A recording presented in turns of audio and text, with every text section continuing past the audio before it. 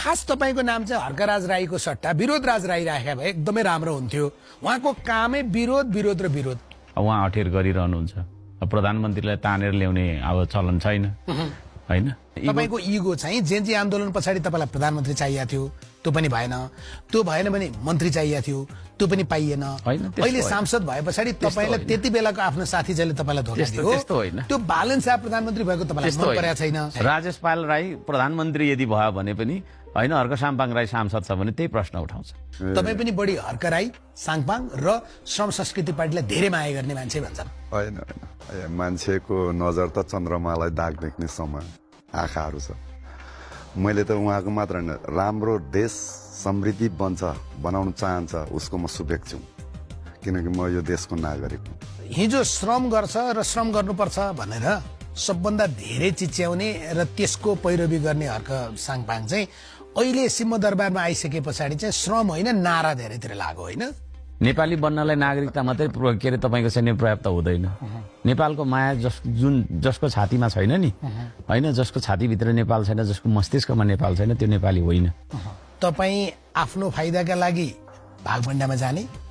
फाइदा कहाँ लिएँ मैले? फाइदा कहाँ लिएँ? उपसभामुख लिनुभयो त। यो सरकार रासोपासँग यति धेरै तपाईँको विमति भएपछि र तपाईँले भनेको पनि तपाईँको उपसभामुख नमानेपछि फिर्ता बोलाउनु भयो। हामीले उम्मेदवारी दियौँ, उहाँहरूले भोट दिनुभयो। किन दिनुभयो त्यो त उहाँहरूलाई सोध्नु न, सोध्नु न। धरानमा तपाईँले त्यहाँको कार्यपालिकाका सदस्यहरूलाई, त्यहाँका जनप्रतिनिधिहरूलाई वाक्क दिक्क बनाउनु भएको थियो।